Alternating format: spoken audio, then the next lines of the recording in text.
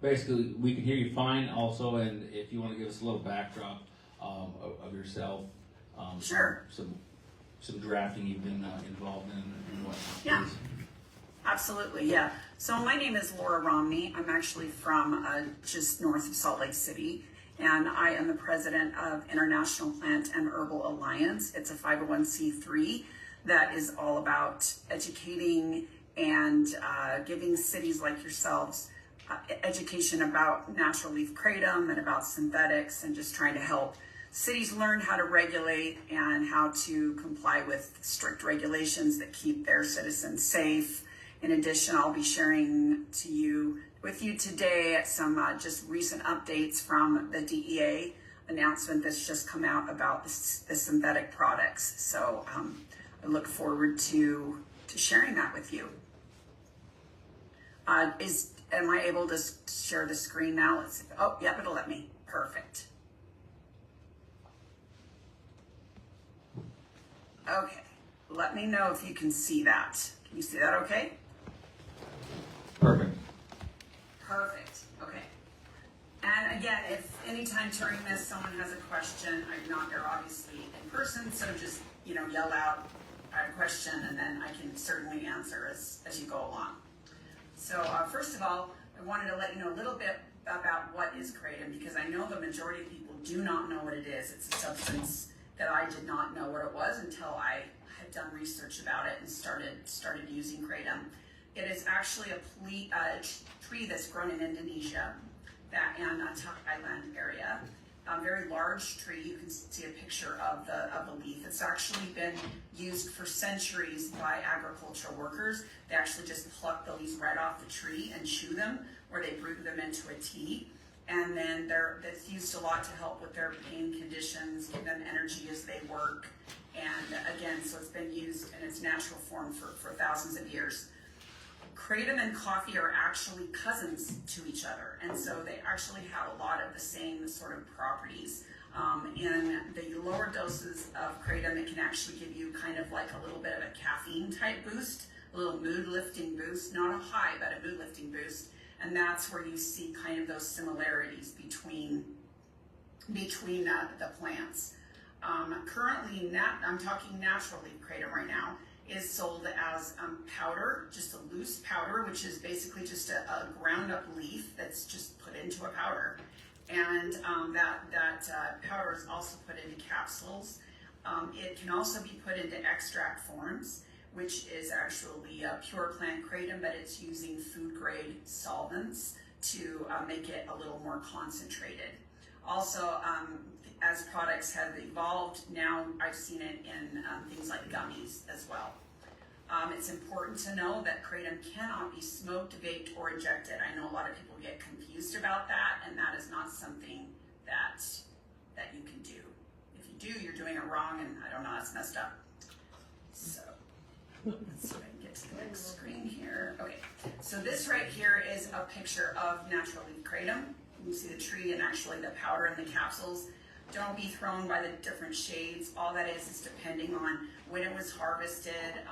They have what they call red, green, and white strains, which kind of just have a little bit different properties to them. But again, it's all the same. So kratom has over 40 to 50 different alkaloids, and the most abundant alkaloid is called mitragynine, and it's a largest amount of the actual plant. And there is a minor alkaloid called 7-hydroxymitragynine. That's what you are hearing all the buzz about. But it's important to know that it's found, the 7-OH, and I'll call it that for simplicity's sake, it is found in less than 2% of the plant. In fact, when they actually pluck the leaf, it's not even present. As it's drying, it starts to form. And so again, in very, very trace amounts of the plant, you find that. Kratom itself is most found a couple of different doses. You have your very small doses that gives you that kind of a caffeine type mood focus boost, and then you have a little bit higher doses that can give you more of the analgesic effects for pain control and things like that. So that's what's interesting, is you can kind of customize the effects that you need by your doses. Kratom is also, it's most important to remember, it's a partial opiate agonist. So basically I've heard from the top scientists, it just kind of tickles those opiate receptors. It is unlike full agonists like oxycodone, fentanyl, and heroin. And so what that means is it does not suppress breathing. That is very, very important to a very, very important quality about that. So who actually uses Kratom and why? You can see this is a study that was done by Johns Hopkins University a few years ago. Interestingly enough, I'll point you to the middle. 91% use it for pain relief, 67% anxiety. You have depression because it does help with kind of some mood lifting, and then as a harm reduction tool for opiate dependence. It's a very great tool for a lot of people that are coming off of opioids, because they are, it actually negates a lot of the withdrawal symptoms that come from either illicit use from substances or even prescribed opioids. The other interesting thing is, I just actually heard a gal speak today about it. It completely shut off her need to want to drink alcohol. So she's now been clean off of alcohol for 5 years because she actually found Kratom.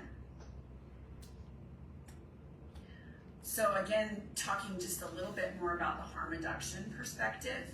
And so again, we talked about it being a partial mu opiate agonist. One thing that's very important to understand, and again, there's a lot of confusion in the media out there between the synthetic and the natural. The synthetic products will respond to Narcan, and the natural Kratom products will not. So that right there shows a very big indication of the properties of these two particular products. Another thing about it is it's an affordable option for a lot of people that really don't want to go into rehab and just don't want the stigma associated with going into a rehab, or are unable to do that. Some have been able to step down using Kratom, and I know, in fact, there's a gal that's on the call today. Her name is Misty. She had a great experience. I don't know if you're taking comments, but she can tell you her story about how she walked into a gas station and it changed her life. So again, we talked a little bit about how it pauses cravings from illicit drugs, from opioids, and even from alcohol. It's used often in pain management. And what's important about that is, as you can imagine, people that have substance use disorder, they still have pain. A lot of them have surgeries or really bad chronic pain conditions, and they do not want to take opioid substances due to their past addiction. So it allows them to be able to have that pain relief without having those addictive opioids in their system, which many of them can't get. If you have been deemed as a past addict, then you will literally, you're 99.999% sure you're never going to get an opioid again, even from your doctor. One thing I do want to point out, which is really critical right now, is it's key in helping you transition away from these synthetics. We are going to be seeing a major upswing in people that are having major withdrawals and problems from 7-OH, because in about 27 days, those synthetic products will go Schedule 1. And now these individuals that are hooked on 7-OH and the other synthetics are going to be looking for alternatives. It is possible, very possible, that you can step down away from 7-OH using natural leaf kratom plant, but because it is so much stronger, often people need to step down using extracts because they are more potent, and then they can then shift down to actually getting to the powder, and then maybe even getting off completely. So this right here is a picture of natural leaf kratom products. As you can see, I use these examples because these are properly labeled products. If you can see here, it does show that what is actually in the content of the package. You can see the percentage of mitragynine, of 7-hydroxymitragynine, and some of the other smaller alkaloids that are in it. On the back, it does have the serving size. It has the suggested, it shows all of the FDA language that's inside that's required for dietary supplements. And also, this particular, you can't see it here, but a properly labeled package has information about batch and batch numbers, lot numbers, and such, so you could contact the company to find out the certificate of analysis to make sure that, you know, this is laboratory tested. This is a picture of an extract, mid-45, and again, this is pure plant kratom. It is just in concentrated form. This is a great product here because it does have a dropper. It allows you to properly dose, you know, based on the number of servings that are in the actual container. So the science on natural leaf kratom is absolutely out there. There are hundreds and hundreds of peer-reviewed studies that are out there. In fact, I was just at a convention this year. It was in January, February. It was held in Florida. Every year they have an international kratom symposium where people from all over the globe come in to share the latest in science on kratom and incredible breakthroughs that are happening. In fact, the keynote speaker of the one this year was Nora Vocal, which is the director of NIDA. So this is very much has a very strong science to it. And again, I won't go into